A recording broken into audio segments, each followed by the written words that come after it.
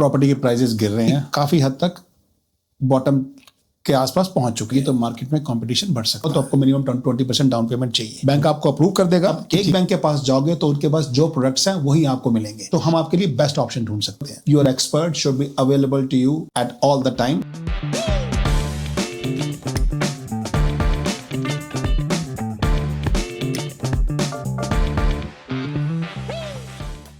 नमस्ते सरी, स्वागत है दोस्तों पहले पॉडकास्ट के अंदर। आज हमारे पास स्पेशल गेस्ट हैं मिस्टर अनिल कुमार जी। स्वागत है अनिल जी आपका पॉडकास्ट के अंदर। तो अनिल जी, आज हम स्पेशली जो ये पॉडकास्ट सीरीज़ हमने शुरू करी है, तो हमारा जो उद्देश्य, हमारा जो मिशन है, एक तरीके से फर्स्ट टाइम होम बायर्स को हेल्प करने का। बिकॉज मार्केट में कन्फ्यूजन बहुत सारी है, इन्फॉर्मेशन भी है काफ़ी लोगों के पास, बट आधी अधूरी इन्फॉर्मेशन मेरे हिसाब से ख़तरनाक होती है। या तो इन्फॉर्मेशन हो ही ना, या पूरी इन्फॉर्मेशन हो। सो कुछ क्वेश्चंस आज हम आपसे पूछेंगे, सो उसका जवाब आप दें तो बहुत अच्छा होगा और हमारे ऑडियंस को काफ़ी क्लैरिटी मिलेगी। नहीं, धन्यवाद आपका तरुण इस पॉडकास्ट को करने के लिए। और सबसे ज़रूरी ये है कि आजकल जो खबरें फैली हुई हैं, आजकल जो डूम एंड ग्लूम जिसे कहते हैं चल रहा है, उसकी वजह से first time home buyers specially बहुत कंफ्यूज्ड हैं। Although it's a good time to get in the market, पर बहुत कंफ्यूजन है, मिस इन्फॉर्मेशन है, मिक्स्ड इन्फॉर्मेशन है, तो इसलिए पॉडकास्ट बहुत ज़रूरी था। सो थैंक्स अगेन इसको करने के लिए, एंड आई एम होपिंग कि हम लोग definitely by the end of it हम लोग कुछ चीज़ें आसान कर पाएंगे। आज एक मार्केट की रियलिटी जो हम समझ रहे हैं, पीछे हमने देखा 2025, तो आपको क्या लगता है 2026 की मार्केट कैसी है? अब पिछले 2-3 साल से प्रॉपर्टी के प्राइसेस गिर रहे हैं, ठीक है। स्पेशली अगर हम बीसी और ओंटारियो की मार्केट देखें तो प्रॉपर्टी के प्राइसेस गिर रहे हैं, मॉर्गेज के रेट्स बढ़े हुए थे। पर अगर आप पिछले 1 साल में जाएं तो मॉर्गेज के रेट्स कम हुए हैं और अब पिछले 4-5 महीने से स्टेबलाइज्ड हैं, और प्रॉपर्टी के प्राइसेस भी काफ़ी हद तक बॉटम के आसपास पहुंच चुके हैं। अभी क्या होगा, स्प्रिंग मार्केट आएगी और जब थोड़ी स्टेबिलिटी आएगी तो मार्केट में कंपटीशन बढ़ सकता है। तो मेरा सभी फर्स्ट टाइम होम बायर्स को यही रिक्वेस्ट है कि आप बेशक मत लो कल, बट एक्टिवली देखना शुरू करो। मॉर्गेज का प्री अप्रूवल लो, एक अच्छे रियल्टर के साथ कांटेक्ट करो, शोइंग्स देखनी शुरू करो। You don't have to buy tomorrow, but अब जब एक्टिव होगे ताकि आपको पता लगे कि क्या लेना है आपको, और इस इज अ गुड टाइम। ये मेरा आपने जो बात की मॉर्गेज प्री अप्रूवल, तो काफ़ी लोग एक्चुअली मैं देखता हूँ कि पहले घर को पसंद करते हैं और उसके बाद वो मॉर्गेज ब्रोकर के पास जाते हैं। तो इस चीज़ को एक क्लियर लेमैन लैंग्वेज में अगर हम किसी भी फर्स्ट टाइम होम बायर को बताएं तो प्री अप्रूवल क्या है? बहुत अच्छा सवाल तरुण। प्री अप्रूवल बहुत ही ज़रूरी है। मैं आपको 2-3 कारण बताऊंगा उसके। पहला तो क्या है कि जब हम किसी क्लाइंट को प्री अप्रूव करते हैं तो उसमें 2 चीज़ें पता लगती हैं, 3 एक्चुअली। पहली तो वो जितनी उनकी इनकम है या जितने उनके डेट है उसके हिसाब से कितनी मॉर्गेज के लिए क्वालिफाई कर रहे हैं। इससे उनको बजट बनाने में आसानी रहती है कि कितने का घर देखना है, कॉन्डो देखना है, टाउन हाउस देखना है, घर देखना है। दूसरा, अगर ना सिर्फ उनको क्वालिफिकेशन पता लगती है, उनको ये पता लग जाता है कि उनकी मंथली मॉर्गेज पेमेंट कितनी है। हम सिर्फ इंटरेस्ट रेट सुनते हैं, इंटरेस्ट रेट से कोई फर्क नहीं पड़ता, मेन चीज़ होती है आपकी पेमेंट कितनी है, ठीक है। तो जब हमारे पास क्लाइंट प्री अप्रूवल के लिए आता है, जैसे आप उनको एजुकेट करते हो, हम भी एजुकेट करते हैं कि ये आपकी मॉर्गेज पेमेंट होगी, इतनी आपकी स्टार्टअप पेमेंट हो सकती है, इतना प्रॉपर्टी टैक्स हो, आप जानते हो कि बिल्कुल या नेट शीट, जैसे मैं हर फर्स्ट टाइम होम बायर को कहता हूँ कि आप एक नेट शीट बना लो। इवन मैं उसमें उनको ये सजेस्ट करता हूँ कि आपका यूटिलिटी बिल है, इवन टेलेस का बिल भी आप उसमें ऐड करके चलो। एग्जैक्टली, वो बड़ा जरूरी है, बिकॉज यहाँ पर जैसे हमने देखा एक बाइंग प्रोसेस जो है वो हर चीज़ का, चाहे वो घर हो, चाहे वो कॉस्को से कोई फर्नीचर ले रहे हो, वो मंथली पेमेंट कैलकुलेट करके आपको बताते हैं। हाँ, वो जरूरी है, आपको वो देखना है। हाँ, और तीसरी सबसे इंपॉर्टेंट बात यह है कि लेट्स से कि आप नए हो, फर्स्ट टाइम होम बायर हो, आप क्वालिफाई कॉन्डो के लिए कर रहे हो, पर आपको टाउन हाउस लेना है, या आपको इंडिया से कुछ पैसा मंगाना है, या आपको देखना है कि आपका क्रेडिट स्कोर कितना है। तो जब प्री अप्रूवल करते हैं तरुण, तो नॉट ओनली हम ये बताते हैं कि आप कितने के लिए क्वालिफाई कर रहे हो, हम ये भी बताते हैं कि अगर आप ये चाहते हो कि ये इतना बड़ा लेना है आपको, लेट्स से आप 5 लाख के लिए क्वालिफाई कर रहे हो, आपको 7 लाख का लेना है, तो वो करने के लिए आपको क्या करना है। अगर आपके पास कोई कार का लोन है जिसकी वजह से आपके मॉर्गेज क्वालिफिकेशन कम हो रही है, जैसे कि हम जानते हैं कोई भी डेट हो, क्वालिफिकेशन, उसको पे ऑफ कर दो या उसको मंगा लो, या आपको डाउन पेमेंट बढ़ानी है तो आप इंडिया से मंगा सकते हो पैसा, या कहीं जिस विदेश से आप आए हो मंगा सकते हो। तो ये बहुत सारी चीज़ें हैं। सो प्री अप्रूवल सिर्फ आपको मॉर्गेज क्वालिफिकेशन नहीं देता, वो सब मॉर्गेज आपको घर लेने के लिए तैयार कैसे होना है फाइनेंशियली, वो पूरा एजुकेट करता है। हाँ जी। अगला सवाल जो बहुत सारे लोग पूछते हैं और कंफ्यूजन भी है मार्केट में, इवन मॉर्गेज ब्रोकर को, रियल्टर्स को भी इस चीज़ की क्लैरिटी नहीं है। जो लास्ट हमने देखा, एक फर्स्ट टाइम होम बायर के लिए गवर्नमेंट ने एक थ्रेशोल्ड सेट की थी 1.5 मिलियन, तो वो क्या है? मिनिमम डाउन पेमेंट की बात करें तो 1.5 आई थिंक उसका फिगर है। हाँ जी, हाँ जी। तो वो थोड़ा सा अगर आप क्विकली एक्सप्लेन करेंगे तो। बहुत ही इंपॉर्टेंट क्वेश्चन तरुण, और ये बिल्कुल आप सही बोल रहे हो, क्योंकि आप रियल्टर हो, आपका काम मॉर्गेज नहीं है। तो बहुत सारे रियल्टर्स को भी इस मामले में कंफ्यूजन है। तो पहले मैं ये थोड़ा सा टाइम लूंगा, पर मैं आपको समझाऊंगा। ये इट डजंट मैटर कि आप पहला घर ले रहे हो, दूसरा ले रहे हो, तीसरा ले रहे हो, एज लॉन्ग एज उस घर को आप किराए पे नहीं चढ़ा रहे या उसकी किराए, तो आप उसको लेस देन 20% डाउन पेमेंट पे ले सकते हो। ठीक है।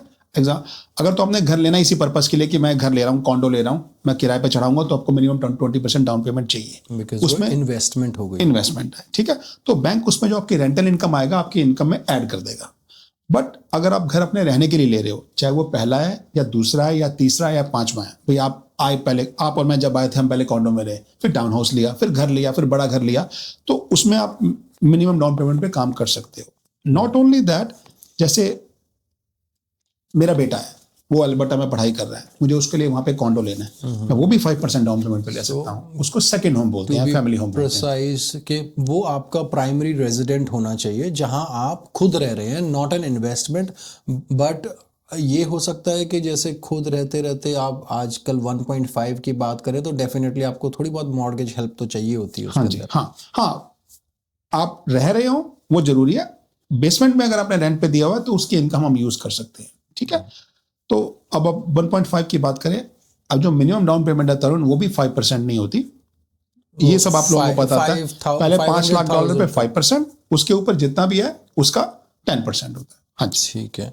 और जैसे कि अगर कोई फर्स्ट टाइम होम बायर अभी मार्केट में स्टार्ट कर रहा है अपना प्रोसेस, अभी कुछ पहले RRSP का बेनिफिट लेते थे, तो ये FHSA अकाउंट जो है ये क्या है और इसमें ईयरली कितना कंट्रीब्यूशन कर सकते हैं, और इसको इस पैसे को हम first time home buyer savings account I think इसको बोलते हैं, तो इसकी डाउन पेमेंट, हम इस पैसे की डाउन पेमेंट यूज कर सकते हैं? आई थिंक उसका कोई टैक्स बेनिफिट भी है। हाँ जी, हाँ जी। तो अगर आप फर्स्ट टाइम होम बायर हो तो आपको ये 2 इन्वेस्टमेंट्स करनी मैंडेटरी है। इट्स अ नो ब्रेनर, आप जरूर करो। पहली FHSA, दूसरी RRSP। FHSA का क्या है कि वो आप सिर्फ 5 साल तक कर सकते हो, हर साल सिर्फ $8,000 इन्वेस्ट कर सकते हो, और मैक्सिमम $40,000 है पर बोरोवर।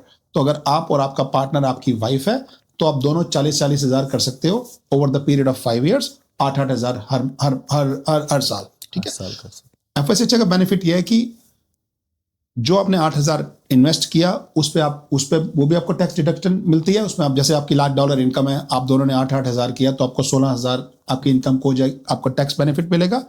और उस पे जो, जैसे आपने 5 साल के बाद घर लिया, तो उसके ऊपर जो आपको return on investment, let's say आपने 8,000 स्टॉक्स में इन्वेस्ट किया, ठीक है, तो 10,000 हो गया, तो उस पर भी टैक्स नहीं देना आपको। तो वो नो ब्रेनर है। तो सब जो भी फर्स्ट टाइम होम बायर है उनको हम बोलते हैं कि आप FHSA तो आज ही खुलवा लो, घर आपने जब भी लेना हो।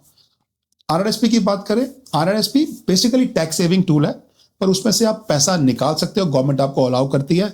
पर बोरोवर $60,000 है, 35 से शुरू हुआ, बड़ा बढ़ के अब 60,000 हो गया, और उसमें बाद में हमको वापस डालना पड़ता है। तो वो इसलिए मैंने बोला, आप अपने RRSP से पैसा निकालते हो, उसके बाद आपके पास 17 साल होते हैं उस पैसे को धीरे धीरे वापस डालने के लिए। ठीक है। उसमें क्या है कि जो आपको उसके ऊपर जो रिटर्न आया है वो टैक्सेबल है, पर आपने जो इन्वेस्ट किया है $60,000 है, उस पर आपको टैक्स डिडक्शन मिलता है। काफ़ी हद तक क्लियरिटी मुझे भी हो गई, और मैं फिर भी कहूँगा कि आप अपने एक अकाउंटेंट से भी सलाह ले सकते हैं इसके 100% वेरी वैलिड पॉइंट। देखिए, कोई भी लीगल, कोई भी फाइनेंशियल, अगर आपके पास सवाल हैं, कोई क्लैरिटी चाहिए, आप प्लीज़ एक क्वालिफाइड CPA या फाइनेंशियल एडवाइजर या लॉयर से सलाह लीजिए। हम लोगों का, तरुण का जो लीगल डोमेन है रियल एस्टेट है, मेरा लीगल डोमेन मॉर्गेजेस है। इसके अलावा कोई भी है, हम लोग सलाह दे सकते हैं, बट हम लोग लीगली उसके लिए रिस्पॉन्सिबल नहीं है। बहुत ही तरुण। हाँ जी। अच्छा मतलब क्वेश्चन था और काफ़ी क्लैरिटी मिल गई मेरे को।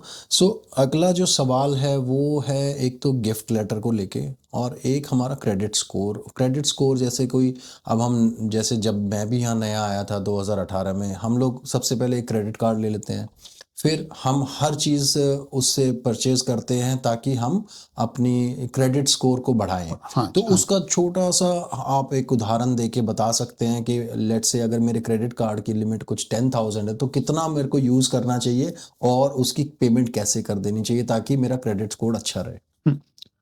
Very valid question. पहले हम गिफ्ट लेटर से शुरू करते हैं। तो देखिए, किसी के पास लाख, 1.5 लाख, 2 लाख डॉलर नहीं पड़ा होता, और हमारी कम्युनिटी की खासकर एक बड़ी खासियत है कि हमारे पेरेंट्स, हमारे बड़े भाई बहन हमारी हेल्प करते हैं। ठीक है, आप गिफ्ट ले सकते हैं, आप और अगर आपकी वाइफ भी है। गिफ्ट जो है वो मैंडेटरी किसी non arm length family member से मिलता है, जैसे कि जो ब्लड रिलेटिव है। तो जैसे आपके पेरेंट्स हो गए, आपके सगे भाई हो गए, आपके स्पाउस के भाई बहन हो गए, पेरेंट्स हो गए, वही बैंक प्रेफर करते हैं। आपके ग्रैंड पेरेंट्स से भी मिल सकता है, पर अपने कजन ब्रदर से या अपने दोस्त से आप गिफ्ट नहीं ले सकते, वो अलाउड नहीं है। सबसे बड़ी जरूरत, आप खुद सोचिए कौन सा दोस्त किसी दोस्त को $50,000 गिफ्ट देता है, राइट? सही है, प्रैक्टिकल चीज़ है ये एक्चुअली। तो उसमें 2-3 चीजें हैं। एक तो जब आप गिफ्ट लेते हो, आप हर एक बैंक जहां से भी मॉर्गेज करा रहे हैं, आप उनका गिफ्ट लेटर का एक फॉर्म होता है, वो आपको डोनर से साइन करवाना पड़ता है। ठीक है। दूसरा, अगर पैसा आपका बाहर से आया है, हमारे केस में यूजुअली इंडिया से आता है, तो इंडिया में जब आप बैंक से पैसा भेजते हैं तो एक वायर ट्रांसफर की रिसीट मिलती है, वो कॉपी चाहिए होती है। तो ये 2 चीजें जरूरी है, गिफ्ट लेटर और वायर ट्रांसफर की कॉपी, अगर फॉरेन से पैसा आ रहा है तो। ठीक है। अब क्रेडिट स्कोर की बात करते हैं। तो तरुण, क्रेडिट स्कोर मिनिमम कितना चाहिए होता है? हाँ। जो आप उसमें मैं देखता हूँ एक मीटर लगा होता है उसमें, fair, good and very good. Mortgage की बात करें तो 680 and above is considered a perfect credit score, but that's not the only criteria. अगर आप कनाडा में नए हो, आपको 6 महीने हुए हैं, 1 साल हुआ है, आपके पास एक ही क्रेडिट कार्ड है या नया क्रेडिट कार्ड है, तो आपका क्रेडिट स्कोर 680 से कम भी हो तो चलेगा, पर 600 से ऊपर होना चाहिए। और अगर 600 से भी नीचे है और आप कनाडा में नए आए हो, खराब नहीं बात कर रहा, नए आए हो, तो बैंक आपसे पिछले 6 महीने की या 1 साल की क्रेडिट कार्ड की स्टेटमेंट ले लेता है, आपसे फोन का बिल ले लेता है, आपसे आपके लैंडलॉर्ड से लेटर ले सकते हैं कि आप किराया दे रहे हो, तो वो आपके क्रेडिट को सपोर्ट करता है, अगर आप फर्स्ट टाइम होम बायर हो और कनाडा में नए हो तो। और एक और सवाल, जैसे काफ़ी लोग सेल्फ एम्प्लॉयड हैं, तो सेल्फ एम्प्लॉयड के केस में जैसे उनका बिजनेस है, तो उस तरीके के जो है क्लाइंट्स के लिए या बायर के लिए आपका क्या सुझाव है कि उनको डेफिनेटली, अगर वो एक 6 महीने की प्लानिंग कर रहे हैं, तो आज आप उनको एक क्या क्विक टिप दोगे? पर उन सेल्फ एम्प्लॉयड लोगों के लिए हमको एक अलग से पॉडकास्ट करना पड़ेगा, क्योंकि बहुत लंबी डिस्कशन है। मैं आपसे रिक्वेस्ट करूंगा करें, बट इन शॉर्ट बताता हूं मैं। अगर आप सेल्फ एम्प्लॉयड हो, जैसे आप आईटी कॉन्ट्रैक्टर हो, ठीक है, या आप अकाउंटेंट हो या लॉयर हो या इंजीनियर हो, कंसल्टेंट हो, तो अगर आप 20% से कम डाउन पेमेंट कर रहे हो, तो बैंक सिर्फ वही इनकम कंसिडर करेगा जो आपने अपने आप को पे किया है। भाई लेट्स से कि आपकी कंपनी की इनकम $2 लाख है, पर आपने अपने आप को $15,000 ही पे किया है, 20,000 पे किया टैक्स बचाने के लिए, तो अगर आप 20% से कम डाउन पेमेंट कर रहे हो, तो बैंक सिर्फ आपने जो अपने आप को पर्सनल इनकम पे किया है वही यूज करेगा। अगर 20 से ऊपर कर रहे हो, तो हमारे पास काफी ऑप्शंस होती है। आपने अपने आप को पे किया है वो भी ऐड करते हैं, कंपनी में नेट इनकम आफ्टर टैक्स कितनी है, $2 लाख में आपने 15,000 पर अपने आपको दिया, कुछ खर्चा हुआ, पर जो नेट इनकम आफ्टर टैक्स है वो भी हम आपके पर्सनल इनकम में ऐड करके उसको क्वालिफाई कर सकते हैं। और अगर आप 20 से ऊपर डाउन पेमेंट दे रहे हो, तो हमारे तीसरी ऑप्शन भी है तरुण, जहाँ पे मतलब हम लोग 12 महीने की कंपनी की बैंक स्टेटमेंट के हिसाब से भी क्वालिफाई कर लेते हैं, उसको बोलते हैं बी लेंडिंग बोलते हैं उसको। तो एज मैंने बोला आपको, सेल्फ एम्प्लॉयड के लिए we will have to have another podcast, हम जरूर करेंगे, मेरी रिक्वेस्ट है आपसे करें। हाँ जी। और जैसे कि मैं देखता हूँ कि जैसे हम कोई टाउन हाउस परचेज करते हैं और टाउन हाउस की कॉस्ट तो 7 लाख है लेट्स से, लेकिन उसकी स्टार्टअप फीस है $500 है ना? हाँ जी, हाँ जी। तो वो कहाँ इम्पैक्ट करती है? बिकॉज आई नो कि आप मॉर्गेज के अंदर उसको भी कैलकुलेट करते हैं, बिकॉज $500 अगर मैं रफली देखूं तो 1 लाख की वो पेमेंट बनती है, 1 लाख के मॉर्गेज की। बिल्कुल सही। तो उसको ब्रीफली थोड़ा सा आप बताएंगे कि कैसी प्रॉपर्टी हमको देखनी चाहिए जिसकी स्टार्टअप फीस एक लिमिट में हो? डेफिनेटली फीस तो होगी। तो इसमें वो जो आपका प्री क्वालिफिकेशन, प्री अप्रूवल वाला जो पॉइंट था वो बड़ा वैलिड है। जब क्लाइंट्स हमारे पास आते हैं कि प्री अप्रूवल कराना है, वो देखते हैं ऑनलाइन कि अनिल जी हमारी तो $1,00,000 इनकम है, हमको तो किसी ने कहा था हम 5 लाख के लिए क्वालिफाई कर रहे हैं, आप सिर्फ 4.5 के लिए क्यों कर रहे हो? तो मैं उनको बताता हूँ कि आपका जो बजट है उसमें सिर्फ स्टार्टअप प्रॉपर्टी आएगी। तो स्टार्टअप प्रॉपर्टी में जो एक तो मॉर्गेज पेमेंट का खर्चा होता है, उसके अलावा स्टार्टअप फीस, हीटिंग और प्रॉपर्टी टैक्स। तो ना सिर्फ स्टार्टअप फीस बट जो प्रॉपर्टी टैक्स भी है, तरुण आपने देखा होगा हर सिटी का स्टार्टअप टैक्स की कैलकुलेशन अलग है। जैसे बर्नबी और मेपल रिज का आप देखोगे प्रॉपर्टी टैक्स कंपेयर टू सरी और लैंगली ज्यादा है, क्योंकि उसमें वो सीवेज और वाटर प्रॉपर्टी टैक्स में इंक्लूड करते हैं, हमारा बिल अलग से आता है, राइट। तो इसलिए प्री अप्रूवल जरूरी है कि जब आप आए तो मैं आपको एक रियलिस्टिक स्टार्टअप फीस और रियलिस्टिक भाई, आप जैसे बोले कि अब मैं न्यू वेस्ट में देख रहा हूँ, न्यू वेस्ट में आप तरुण आपको पता है कि स्टार्टअप फीस ज्यादा है, या कोई पुरानी प्रॉपर्टी है उनकी स्टार्टअप फीस बढ़ी हुई है, तो मैं रियलिस्टिक स्टार्टअप फीस और रियलिस्टिक प्रॉपर्टी टैक्स लगा के ही क्लाइंट को बताता हूँ कि आपकी क्वालिफिकेशन मोर और लेस इतनी रहेगी। उसके बाद मैं फिर आपसे रिक्वेस्ट करता हूँ एज ए रियल्टर कि जब कोई क्लाइंट प्रॉपर्टी पसंद कर रहा है मुझे उसकी MLS शीट भेज दे, ताकि मैं उसकी स्टार्टअप फीस और प्रॉपर्टी टैक्स देख के क्लाइंट को बता सकूं कि हाँ जी आप इतने के लिए क्वालिफाई कर रहे हो। तो बड़ा जरूरी है ये आपकी क्वालिफिकेशन के लिए। आई बिलीव ये कम्युनिकेशन भी बहुत ज़रूरी है कि रियल्टर और मॉर्गेज ब्रोकर बहुत ज़रूरी है आपस में कम्युनिकेट करते रहें, बिकॉज क्लाइंट जब मैं देखता हूँ एज अ बायर, डेफिनेटली मैंने भी जब अपना घर खरीदा पहला हम 8, 10, 15, 20 प्रॉपर्टी शायद देख लेते हैं और ऑफर्स भी काफ़ी प्रॉपर्टी पे डालते हैं। और ये चीज़ आपने बहुत ही वैलिड बताई कि हाँ जो स्टार्टअप फीस और यूटिलिटी और प्रॉपर्टी टैक्स डिफरेंट होते हैं अलग अलग सिटीज़ के अंदर। तो आई थिंक मेरे पास क्वेश्चंस तो बहुत ज़्यादा है अनिल जी आपके लिए, और मैं एक और जो पॉइंट पे हम डिस्कशन करना चाहेंगे कि जो हिडन कॉस्ट की बात करें, जैसे कई बार होता है कि किसी ने एक घर परचेज़ किया, उसमें कुछ रेनोवेशन उनको करानी है, तो क्या वो रेनोवेशन कॉस्ट भी हम कहीं ना कहीं मॉर्गेज करा सकते हैं या नहीं? ये बहुत कॉमन है आजकल, क्योंकि कई बार देखा मैंने खासकर डिटैच होम्स देखे तो कई बार लोग पुराने लेते हैं घर, उसमें फ्लोरिंग करानी है, पेंट कराना है, तो yes there is a mortgage called purchase plus improvement mortgage. ठीक है, उसके लिए आपको क्वालिफाई ज़रूर करना पड़ता है, but up to 10% off the mortgage amount जो है वो अपनी मॉर्गेज में आप ऐड करा सकते हैं रेनोवेशंस के लिए। बैंक आपको अपफ्रंट नहीं देता पैसा, वो बड़ी बड़ी ज़रूरी चीज़ है। आपको पैसा कहीं से भी अरेंज करके आप उधार भी ले सकते हो, आप क्रेडिट कार्ड भी यूज़ कर सकते हो, बैंक आपको अप्रूव कर देगा कि ठीक है। आपने जैसे पहला क्या करना होता है कि आपको एक कॉन्ट्रैक्टर को बुला के कोटेशन देनी पड़ती है कि भाई इतने की कोटेशन है, तो बैंक आपको अप्रूव कर देगा कि हमें इतना आपकी मॉर्गेज हमने अप्रूव कर दी। अब आप काम करवाएंगे, उसके बाद आप इनवॉइसेस की कॉपी भेजेंगे लॉयर को, जो लॉयर आपने यूज़ किया वो बैंक से पैसा भगा के आपको पैसा दे देगा, रिफंड कर देगा। आपको देना है या कॉन्ट्रैक्टर को देना है, किसी को देना है, but it's very good thing. अगर आप कोई पुरानी प्रॉपर्टी देख रहे हो जो आपको अच्छे प्राइस में मिल रही है, जिसमें कुछ काम कराने वाला है 20, 30, 40 हज़ार का, अपने मॉर्गेज ब्रोकर से बात करो कि आप परचेज प्लस इंप्रूवमेंट ले सकते हो मॉर्गेज, एंड क्योंकि इससे सस्ता लोन नहीं मिलेगा आपको, मॉर्गेज सबसे सस्ता लोन है, राइट। तो अगर आपको अपनी रेनोवेशन की जो कॉस्टिंग है, रेनोवेशन की जो बजट है, वो आपको मॉर्गेज का पार्ट हो जाए तो इट्स नथिंग लाइक इट, आपकी पेमेंट भी एक ही रहती है फिर। हाँ जी, वंडरफुल। एंड जैसा कि हमने बात करी कि पीछे आपको काफ़ी टाइम हो गया मॉर्गेज इंडस्ट्री में, और मेरे को भी रियल एस्टेट करते हुए काफ़ी टाइम हो गया, एंड एज अ टीम हम लोग काम करते हैं। हाँ जी। बट सभी जो हमारे और भी कॉलीग्स हैं वो भी लाइसेंस होल्डर हैं, बट कौन सी ऐसी 2-3 चीज़ें आप मैं कहूँगा कि एक अच्छे क्वालिफाइड मॉर्गेज ब्रोकर के अंदर किसी को, बिकॉज लोग जब काम करते हैं तो वो शायद एडवर्टीजमेंट से किसी को देखते हैं, या हो सकता है किसी रेफर्ड पार्टनर से वो देखते हैं, बट मैं किसी की बुराई नहीं करना चाहूँगा, बट एक कस्टमर के लिए, एक बायर पॉइंट ऑफ व्यू से कि अगर आप जैसे इंटरव्यू करते हैं किसी को भी जॉब के लिए, तो वो इंटरव्यू के 2-3 क्वेश्चन एक बायर के लिए, मॉर्गेज ब्रोकर के लिए क्या होने चाहिए, और एक रियल्टर के लिए भी क्या होनी चाहिए, वो आप थोड़ा सा अगर उस पर बताएं तो।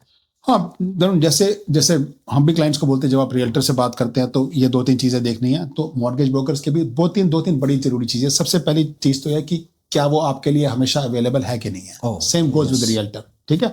आप सैटरडे को ऑफर डाल रहे हो, संडे को ऑफर डाल रहे हो, शाम को 5 बजे के बाद डाल रहे हो, 8 बजे के बाद डाल रहे हो। तरुण, कितनी बार ऐसा हुआ कि हम लोगों ने रात को 10:30, 11 बजे बात की, 12 बजे आप ऑफर डाल रहे होते हो कि आप पूछते हो अनिल जी ये हमारी नेगोशिएशन चल रही है, हम कितना ऊपर जा सकते हैं, तो मैं नंबर कैलकुलेट करके आपको देता हूं। तो सबसे पहली चीज़ है कि मॉर्गेज एक्सपर्ट जो है आपके लिए अवेलेबल होना चाहिए, ठीक है। नंबर 2, उसके पास सारी ऑप्शंस हो आपके लिए, ठीक है। Not one size fits all.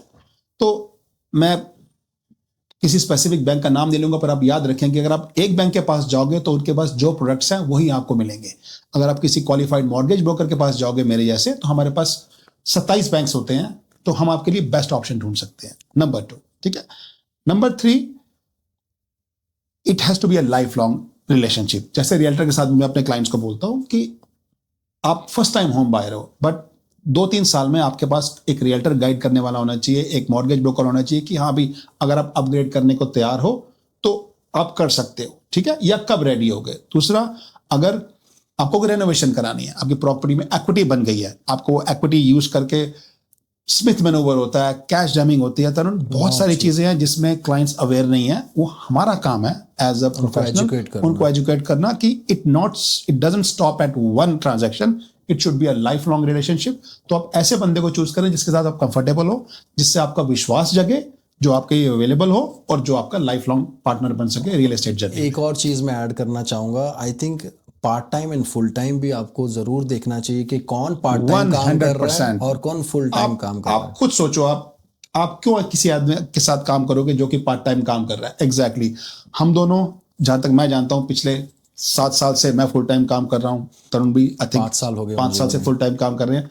वही अगेन जो हमने पहले बात शुरू की, your expert should be available to you at all the time. मैं रात को 12 बजे नहीं कह रहा बात करने के लिए, पर अगर आप सुबह 8 बजे बात करना चाहें या दोपहर को 3 बजे जाएं, तो ये ना हो कि वो कहे कि मैं अपनी ब्रेक में बात करूंगा। They should be available to answer to your call. तो बहुत सही बात बोली आपने। दोस्तों, काफ़ी ऐसी इन्फॉर्मेशन, जैसे पीछे वीडियो में भी मैंने कुछ वीडियोस पहले भी डाली हुई हैं और आगे भी हम कुछ वैल्यूएबल इन्फॉर्मेशन शेयर करते हैं जिससे आप कहीं ना कहीं अपने हज़ारों डॉलर बचा सकते हैं, राइट। और बाकी जो है, पीछे हमने जैसे गिफ्ट लेटर की बात करी और हमने होम ओनर ग्रांट्स की बात करी, FHSA के अकाउंट की बात करी, तो ये सारी डिस्क्रिप्शन के अंदर एक गाइड बुक में डाल दूंगा जो कि आप फ्री डाउनलोड कर सकते हैं।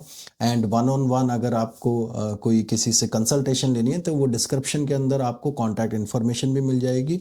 और दोस्तों, thank you so much for watching the video and supporting the channel. और हम कोशिश करते हैं कुछ ना कुछ ऐसी वैल्यूएबल इंफॉर्मेशन शेयर करते रहेंगे और मिलते हैं एक अलग वीडियो के अंदर।